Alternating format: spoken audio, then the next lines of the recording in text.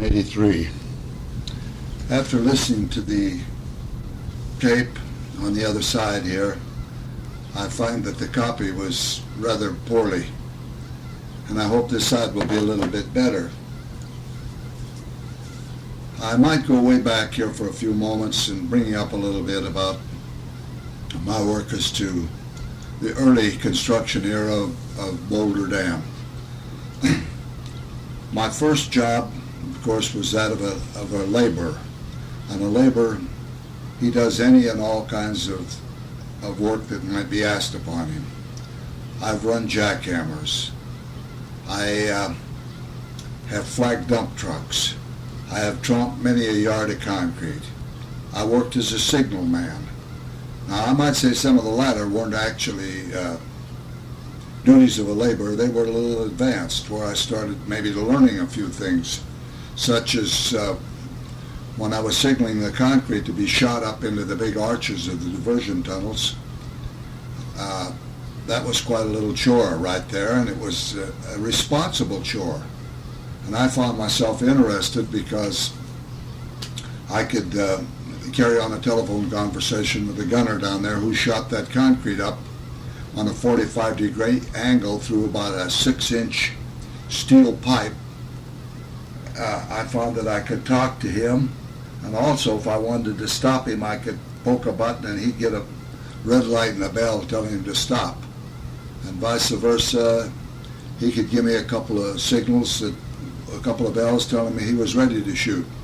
Okay, that was one of the things there, and that perhaps I got interested in electricity right about there, which came on later, of course.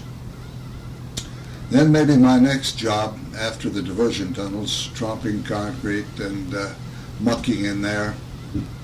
How could I ever forget the diversion tunnels themselves, full of carbon monoxide, and perhaps I may be a little repetitious to some of the things said on the other side. But those were the days. When I would come home from work, it wasn't necessary to stand up to hang your clothes. You stood them up. It wasn't uncommon, believe me, to work in temperatures down there of 125 and 130 degrees Fahrenheit. At my age today, I'd certainly hate to have that confronting me. But it was truly a wonderful experience as to the building of Boulder Dam. And some of the characters who worked down there, how could I ever forget them? Charlie Rose, whom they called Dogface, because he shaved right up under his eyeballs.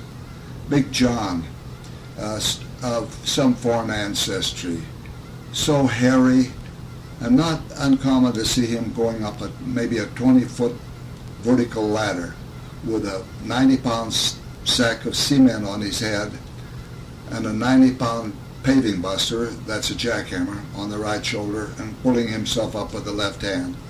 And it was said that he could eat a dozen pork chops in one sitting. And speaking of eating, believe me, Anderson's Mess Hall really did feed all the guys, and they fed them well.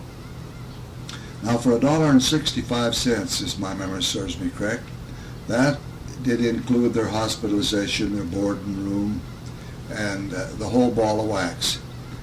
And so that was really something to see those men fed that well. And as you could well imagine, there was plenty of guys that were hungry that came here on this job because they hadn't worked in ever so long. Fortunately, I don't think I ever had to carry a lunch because some guy on the crew that boarded at the mess hall and lived in the dorms, why, he could pack enough lunch in there to feed 2 or 3 guys. And maybe I would buddy up with some guy who would take care of me that way, and maybe I'd give him a carton of cigarettes at payday or something, or not like that, to compensate for what he had done. Now, I might say this. As to 6 companies, I think perhaps the greater majority of the men, they were, upon their physical examination, they were found to have had a possible hernia. Now, of course, that was for the benefit of the contractor, I'm sure, because he intended to work them real hard, and that could well happen as to somebody developing a hernia, and that left them clear-cut free case. I well recall this to myself. I had to sign a waiver as to a possible hernia. Well, it's right to this day, I'm sure had I had any problems, they would have come up long before now, because I've done hard manual labor all of my life, and I've never had any problems like that. So the gravel stage of the dam, after the diversion of the river into the tunnels, making ready, the cofferdam placed, then the huge excavation began as to the high scaling and so forth up on the canyon walls, the cut in the keyway which the dam was anchored to. I found myself at this particular moment rated as a flagman. Now, as I recall, the pay was still the same thing, $4 a day. And of course my job was to keep all those trucks moving, keep those shovels busy. If so-and-so was in Big Rock, just give him what he could handle. And so that was quite a little experience there. And some of the trucks, incidentally, were what they called hardtails, hard rubber on the back. And one had to be very careful where he sent them in, because if they got mired down, why, you'd have some hard-boiled superintendent really reading the riot act to you. I well recall a high scaler falling off the Arizona side. I beg your pardon, the Nevada side, way up high. I heard the swish-wash of an air hose as I was working the swing shift down there. And this was before it had got dark. And I looked up on the side of the cliff, and here he comes. It looked like a little ant tumbling all the way down. Now, he lived very close to where I was standing. And I thought maybe there weren't any trucks coming. But that was a mistake, because there was trucks coming. But in the meantime, I had made a quick stop to go there and see if anything could be done for the guy. Of course, nothing could.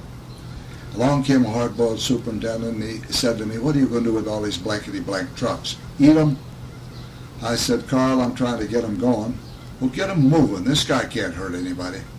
I just bring that out to tell you how highball this dam was.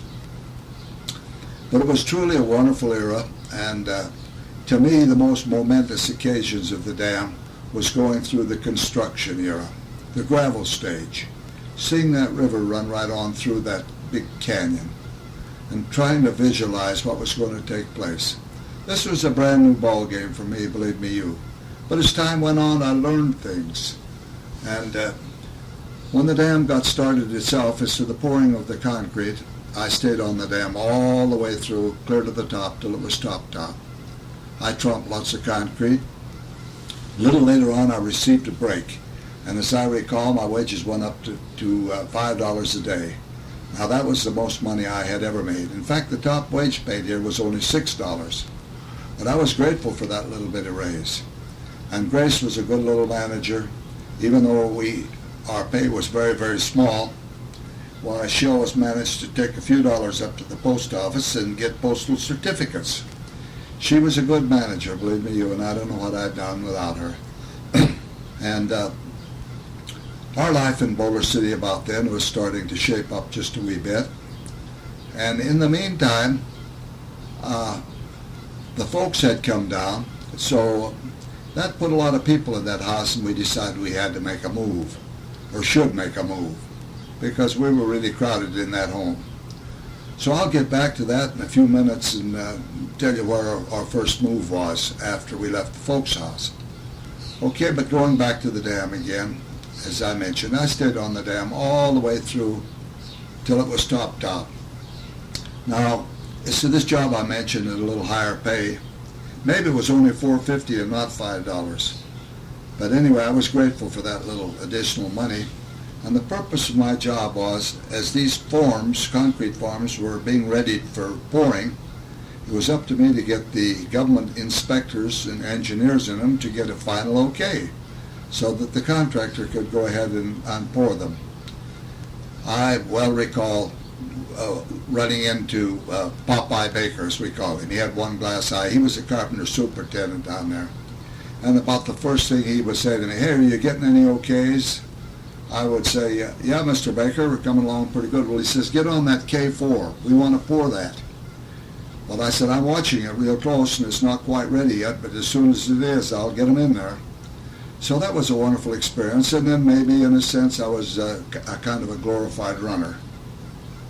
Because if a new recruit came down on the dam or something, maybe I would be asked to take him over and where he would be assigned to a foreman such as Jess Withers or Charlie Rose. I will recall this to this Charlie Rose taking a man over to him one day, and I looked back, I couldn't see the fellow. And now bear in mind these concrete pours, they might, some might have been 20, 30 feet higher than the other pour adjacent, you know. So there would be a little catwalk. That was a narrow bridge across this farm to the next farm, and maybe it was 20 or 30 feet down. Well, I looked around, and this guy was crawling on his hands and knees. He was literally scared to death, as many of them were, you know, as to height and everything. But I got him over there, and I said, Charlie, I said, Frank Bryant sent this man down for you. And I made a mistake of calling him Charlie. He said, don't call me Charlie, call me Dogface. That's what everybody called him. He was quite a character. There was lots of characters, believe me you. But anyway, that was a beautiful era for me as to that gravel stage. I recall running a jackhammer one time into the side of a cliff there, and it was just shaking the dickens out of me. They had to put an anchor bolt in there, and I was asked to put that hole back in there so that they could sulfur the anchor bolt in. And it was just shaking me the daylights out of me. And along come an old stiff, and he said, hey kid, why don't you get a Mexican to hold up that hammer? Well, I said, we haven't got any Mexicans around here, have we? I haven't seen any. Oh, he said, you don't know what I mean. And true, there was very few people of Mexican ancestry, to my knowledge, that worked on that dam. But he grabbed a piece of reinforcing steel and stood it up vertically and threw some hay wire around it. And he said, let that hold up the hammer, kid. Well, he was so right. He did hold up the hammer. So I learned a lot of tricks as things went on. Okay, now I'm going to go back to life in Boulder City here. As to Grace, I mentioned a little further back that we were to make a move, of which we did. Down on Avenue, on Wyoming, way on down, there was some people by the name of Bierce, B-I-E-R-C-E. And it seemed to me that they were always squabbling and fighting. And this room was so small that the bed was shoved right back in the corner, and there's no way you could even get in bed with, you know, only from the one side. And like I said, we were very, very unhappy there. So we didn't stay there too long, as I recall. And incidentally, we had cooking privileges, and it seemed like, you know, you were always in one another's way. She was trying to fix his breakfast, or maybe Grace was trying to fix mine. In the meantime, we were adjusting some to life in Boulder City. And I think maybe Grace wasn't minding it too bad, and maybe we'd even forgot about those 6 months that we were going to stay there, and might even give a thought to staying longer. And I was getting, you know, I was getting educated as to the work on the dam, and in the meantime, in the year 1933, our Boulder Theater opened, and which made things much, much better around here because it was cool. You could go in there and see a matinee, and you could get cooled off all at the same time.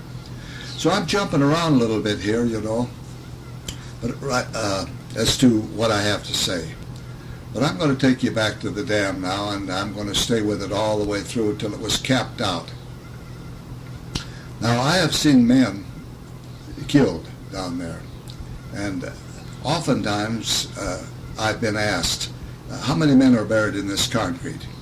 I can truthfully look at anybody in the eye and tell them none. Now, I have seen a farm collapse and bury a man, but they got him out of there, believe me. Of course, he was very much dead by the time they got him out because smothered with all that concrete over him. And I have seen this too as to serious injury. If someone was injured in Nevada, and if it was a serious injury, maybe a couple of guys would pick him up and carry him over into Arizona because the compensation laws were higher in Arizona than they were in Nevada. And I've also seen this as to a death, somebody being killed in Arizona. Maybe they just cover him up with a piece of canvas and leave him lay there until a coroner could arrive from perhaps as far away as Chloride. And you can imagine what the roads were and what type of vehicles. Then he had to come up and take Cashman's Ferry up above the dam, where the dam presently is, of course, and come into Boulder City that way and make the inquest. Well, later on, through a mutual agreement, I think Nevada made the coroner's inquest for Arizona, and that was a big help. So I've seen a lot of things there. You got to believe it. These monkey slides, as we call them, taking them in up and down the face of the dam to various spots. Now, 2 huge 4x6s anchored to the concrete and an old wooden platform with a rail around it and guide rails, guiding it up over these 4x6s, and he kept these 4x6s greased, and a man up there with a tugger, a hoist, letting these men down and bringing them back up.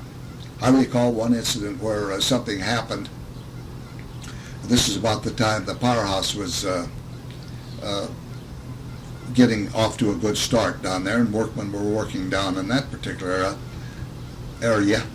And the cable either broke or something and scattered guys. Fortunately, they weren't up too far, but it scattered I don't know how many workmen. And there were some of them very seriously injured as to that thing. I don't recall any particular death, but such as I remember one thing, a guy landing on a vertical piece of reinforcing steel in the concrete that was jabbed almost through him. So, like I say, those were highball days. I saw a signalman bringing a concrete agitator down and riding up on top. Now, this was down in the powerhouse area, and I don't know what happened. Maybe the cable broke or something, but down he came. I saw that man fall to his death. And so you had to look out for yourself down there because nobody else would. Okay, staying all the way on through the dam now. The dam is now topping out, and 2 years ahead of schedule. Now, the contractor really had things the way he wanted it because he had the pick of the nation's labor force at the price he wanted to pay. So those were the days, my friend. I got to tell you that. They were. I could never forget my first days in Boulder City when I arrived. My first place of living was the old river cap, which is now long underwater. My dad was head of the commissary down there, and through Ed Wattis, who was a relative of Grandma Evans, it made it possible for Dad to get a job down there, and of course I came a little later, Dad getting me a job. Well, anyway, as to this dormitory down there, hot, oh my goodness. And my first assignment at work was the graveyard shift.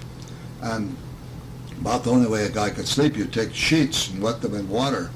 Take a sheet and wrap up in it and maybe get a little sleep, and as the sheet got warm, maybe wet it again. I'll tell you, those were really something, those days. And so that dam, each day time that I might go down there, let me say, I almost hold my hand over my heart, because those were the days. And like I say, the thing that meant most to me down there was with the gravel stage, seeing that river run through it. Now, when the dam was topped out, I well recall being there, seeing it dedicated. Our President Franklin D. Roosevelt came down in a special train, and a platform was built on back of the car, and he stood there dedicating that dam. I thought how marvelous it was when he said that this dam would be paid for with interest in 50 years, and all of the wheel pits down there would be full of generators. In other words, he brought out that secondary power was going to pay for the dam, of which it did. The dam, of course, the primary issue of building the dam was flood control, because that Colorado had gone a rampage every now and then and really washed things out. Across the dam from where President Roosevelt was speaking was a platform which contained some Bureau of Reclamation dignitaries, along with Senator Pat W. McCarran, and a band of which I happened to be one of the members. We were playing for the occasion. There was the late Otto Littler, there was Leonard Atkinson, there was Bill Dunn, there was Lou James, there was myself, and one gentleman, according to a picture that I've seen, that I regret that I can't remember his name. And also, my mother was there singing us to this dedication, along with a woman here in Boulder City by the name of Serene Zimmer. She had a beautiful voice also, as did my mother. And I forget who accompanied them, but a piano was brought down, and they rendered a beautiful song. Now, that was something, to have been right there and seen all that take place. So, as I've mentioned before a time or two, those were the days. I can't think of any better word. And I well recall the first vehicle that drove across the dam was none other than Woody Williams, the superintendent under Frank Crow, and his wife Alta. Now, a wooden platform had been built over the slot. Now, the slot was still down about 20 feet from being, or maybe even a little further than that. The purpose of it lagging behind was for cooling purposes, so that the pipe fitters could fit the cooling pipe together that circulated through the dam.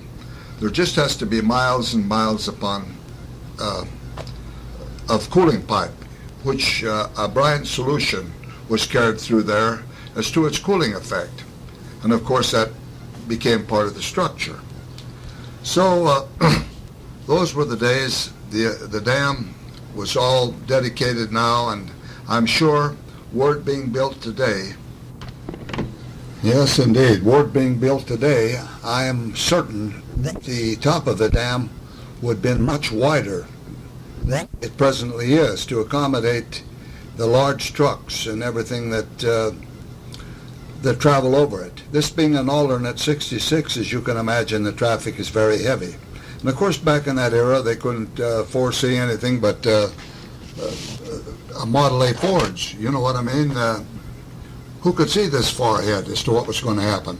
And someday, I'm certain that a bridge or something of that nature will have to be built to carry this traffic who are in a big hurry to get across. You know what I mean? Construction whatsoever till a little later, of which I'll get into eventually here.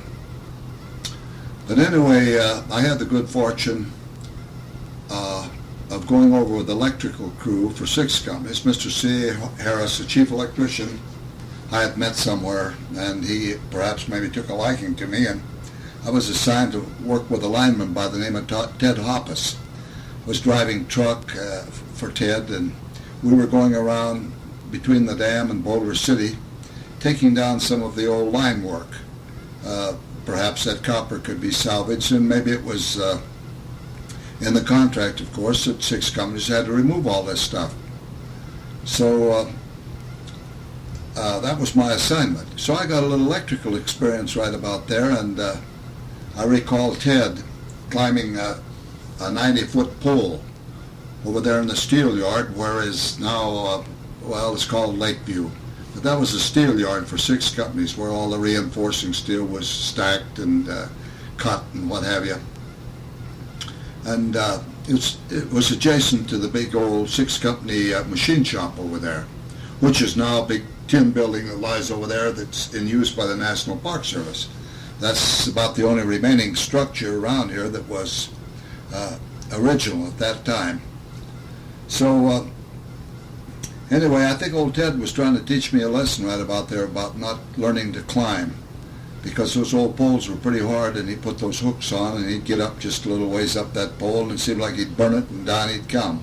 Well, that put a fear into me about climbing, and I never did learn to climb. But anyway, I was glad for that extra time with 6 companies, and I don't recall just how long that might have been that I worked for them. Now, the dam itself was dedicated in September 35, and this probably is to this electrical crew that I worked. Maybe it was another, maybe on up to the first year. I'm just guessing because I really, but I stayed with them until that was complete, tearing down all those old lines and so forth. So anyway, now we'll close the year with 6 companies, and we'll get back to Boulder City. Now, we may get back to 6 companies again too now and then. So anything you hear, you know, that might have been said once before, why, if you hear it again, don't let it shake you up.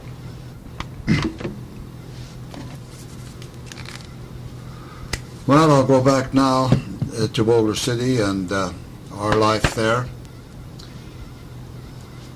Grace was pretty much happy with Boulder by now. In the year 1933, we'd been there almost a year, and I might mention after we left Beerus's, the next move was into Red Wilson's place. Now, this was a canvas screened-in porch, and Grace was very much pregnant at that time with Barbara Jean, and I well recall going outside at night and with the light on in there, could see her silhouetted, just like a motion picture, you know.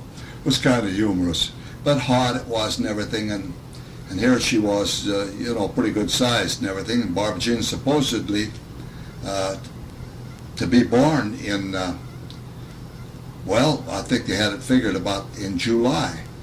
So anyway, I made arrangements with my boss down there to take off because we didn't have any hospital in Boulder City at that time that would take care of confinements. 6 companies, of course, they, you know, took care of accidents and so forth like that up in the hospital, but no way would they take care of any confinements. So it was decided that we'd go to Brigham City, Utah to have the baby born, move to Ogden and stay with Grace's mother and Edsel, and then when that crucial moment arrived, why, on to Brigham City. And Dr. Cooley, who had delivered Lynn, my youngest brother, he made a special offer. The regular confinement charge at that time was $50, but he was so impressed with us coming out there to him that he made a special price of $35. So anyway, we took off for Ogden, and my goodness gracious, we were up there a number of weeks and no action, and we could see that must have miscalculated the date and so forth. So anyway, I'm getting a little nervous, thinking I don't know whether I got a job or not when I get back here. Well, anyway, it was decided that they would induce labor and get Barbara Jean here because the time had rolled around. So they induced labor, and at about midnight, the doctor come out and said, well, you've got a nice baby daughter. And he says, well, so close to midnight, I don't know whether it was the 15th or the 16th, but he says, we'll call it the 15th. Well, back in that era, a mother who had a baby, no way did she touch her foot to the floor for 10 days. So it was 10 days in the hospital there, and they treated her very, very good as to the nursing staff and all. And incidentally, I might say right about here, I was pleased to have a picture taken, a snapshot picture of me holding Barbara Jean, and great-grandmothers Simons, Nelson, and Evans, all present with the exception of grandmother Crook. So that was something, and I don't know whatever happened to that snapshot. I only wish I had.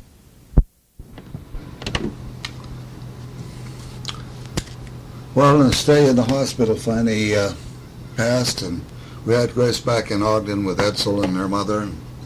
And of course then was for me to beat it back to Boulder City in hopes I still had a job, and that Grace would come later when she felt up to it. And I felt darn lucky that I had one after that long absence of being away. And believe me, I was a little scared. I really didn't know what to think. So then it was house hunting, and I found a very small apartment down on Avenue L. And I knew that Grace was anxious to get there, but in no way did I want her to come until she felt up to it. So I got into the little apartment and cleaned up things real good and everything. It was a basement apartment, I will recall. And so the moment finally came that it was time for Grace to come. And I really think that maybe she did come a little bit too soon, because she felt pretty ratty. And Barbara Jean really had the colic. I'll never forget how she cried.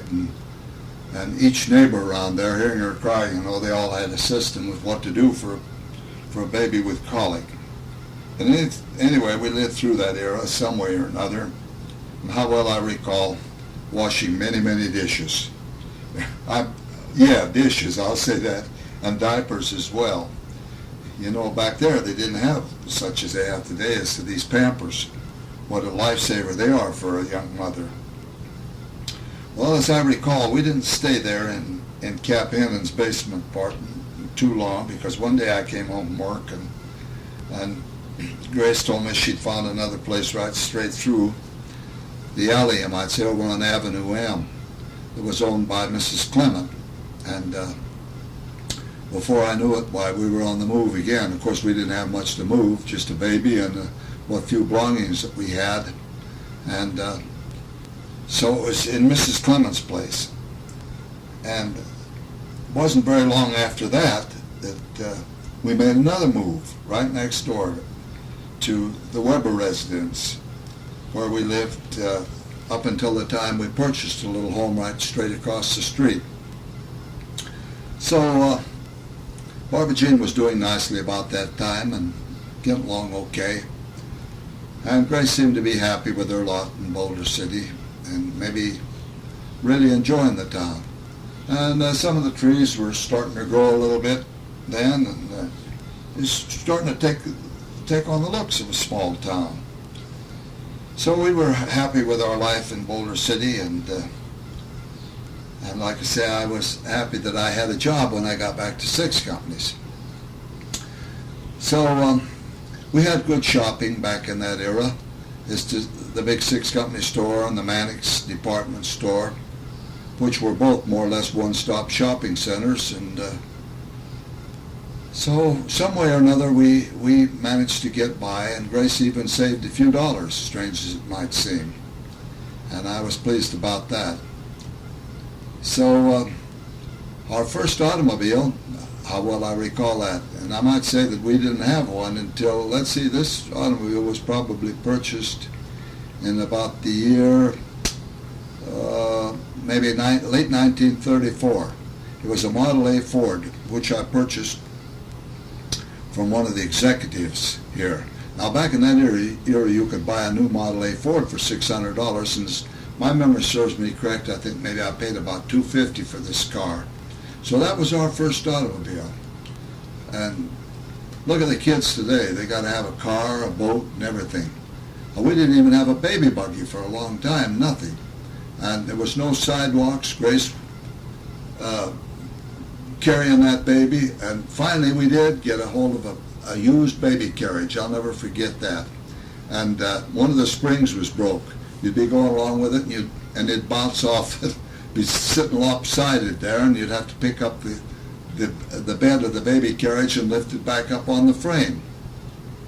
But we were happy with all going for us, and I think maybe by that time we secretly liked our life in Boulder City. Little did we know that these many years later that we would still be here. So life went on well, and in the year 1936 of March, I had the good fortune of moving over with the federal government, the Bureau of Reclamation, as to the installation of equipment in the powerhouse. Now that wasn't much money. I moved over for $4.96 a day. And my first assignment, I was electrical helper with a crew. I'll never forget, this guy's name was Lefty Johnson. We were running conduit around here and there, and I was maybe starting to learn a little bit something about the electrical trade. And I think maybe I pretty much had that in mind, that I hoped that I could pursue that thing, because I definitely made up my mind now from here on out that music had to be just a sideline and no longer a profession, because it would have involved traveling, and with a wife and baby, that wasn't for me. So everything went along pretty well with my work with the government. I enjoyed it, and it was nice to have we only worked 5 days a week with 2 days off. Now, how nice that was, because all back through that six company era, it was 7 days a week. 2 days off a year optional without pay, the 4th of July and Christmas. So things were going pretty well for us. Aunt Grace, in the meantime, had met a lot of friends, and of course I'm blowing the horn quite a bit about that time, playing a job here and there, and as I've mentioned before, this trumpet really opened up a lot of avenues for me. So it wasn't too long, perhaps in about the year 1936, we had a chance to buy, shortly after I'd gone over for the government. No, it had to be later than that, even 37, because I recall we just bought a new Chevrolet. That was our first new car, and how well I remember that. So we had a chance to buy a little place there on Avenue M, 661 M, of which I purchased for $150, believe it or not. Now, back in that era, no way did you own your land. You leased it from the government.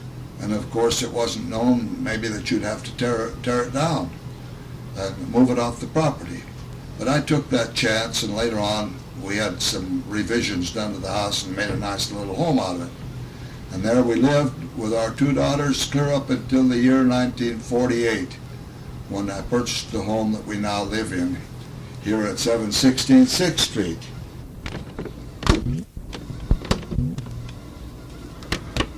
Well, I was enjoying my work with the government down on the dam, and I felt like that I was learning a little something as to the electrical, and I about made up my mind then that I was going to be an electrician, and of course I was still happy that I could play the horn, and which I was. Well, in 1940, Grace was very much pregnant with Diane. And of course, we didn't know at that time whether it was going to be a Diane or a John. But anyway, we were happy to know that there would be another addition to our family, because Barbara Jean was now almost 7 years old. There's that much span between our 2 children. So on September 15th, 1940, Diane made her appearance into this big old wide wonderful world in the old Las Vegas hospital, Dr. McDaniel delivering her. Needless to say, we were happy. Well, everything seemed to be going pretty good down on the dam, and I was enjoying my work down there. And I felt that I might be learning a little something also. I had the opportunity right about here to move to the Bureau of Mines in Boulder City as to permanence. Now down on the dam, everything right up at that moment was just what they call temporary. So it gave me a good feeling to know that I was going to move into permanent civil service, even though the wages were actually some lower than what I'd been making down on the dam, because I believe at that particular time I was making $6.40 a day. Well, anyway, I stayed up at the Bureau of Mines, and I learned quite a bit up there by telling myself, now listen, you're a journeyman. You've got to go ahead and take the initiative without anybody telling you. And when World War II broke loose, why, I had the opportunity of leaving the civil service and going to Basic Magnesium Incorporated. Now that's where they were building that big immense plant. The purpose of the plant was magnesium, which was used for incendiary bombs. So I made the move out there at $1.50 an hour, and we're working 7 days, 10 hours a day. Yeah, that was big money, believe me you, and I was happy to get it. And during that period of time that I was out there also, I was playing quite a little bit of music. Now, as to the hotels in Las Vegas, there were two at that time, the El Rancho and the Frontier. And with the war on as it was, why, they were drafting musicians out from under these bands. So I had the opportunity of working with several bands in there. Now, the floor shows weren't quite as intricate as they are today, and the bands were all smaller bands. But I'd get a call from some leader out there stating that his trumpet player had been drafted out from under him. Now, some of these bands were name bands that I worked with. The late Hal Grayson, C. Davidson, and others. I would tell them this, that I really wasn't interested in playing music as a steady diet because I had a good job as an electrician and I didn't want to travel. But I'll help you out till you can get somebody to take my place. So I was burning the candle at both ends. Believe me, and maybe I'd hold on the job for a couple of weeks. Well, so long about here one day, here comes a United States Naval Construction Battalion recruiter, an officer, and I thought, well, there's no harm in seeing what he might have to offer, because after all, I was in 1A, and they were drafting fathers, and I thought, well, I'll just see the guy and see what he's got to offer. And I was surprised when I learned that he could take me into the Seabees and give me a chief, I beg your pardon, give me an electrician as first-class rate to come into the Seabees. And I thought, well, maybe that's not too bad. It paid $150 a month, plus $50 for Grace, and I think $50 for each of the kids. Well, anyway, I knew that was a little thin on wages as to what I'd been making, but rather than take a chance of being drafted and where they'd wind up with little or nothing to live on, I enlisted.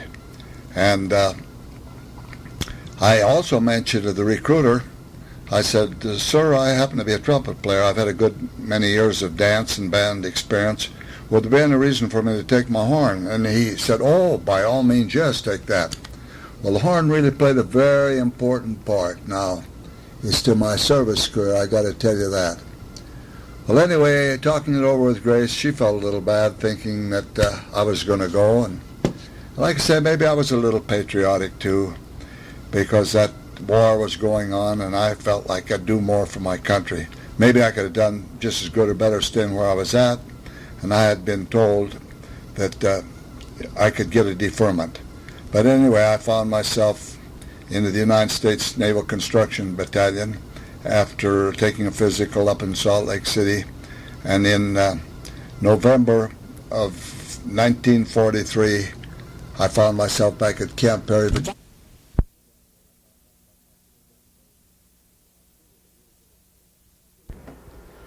I see with a little bit of tape still left on here, perhaps I should correct something that I stated here a while back, and that was as to Diane's birth. Diane was born on September the 20th, 1940, and not September the 16th.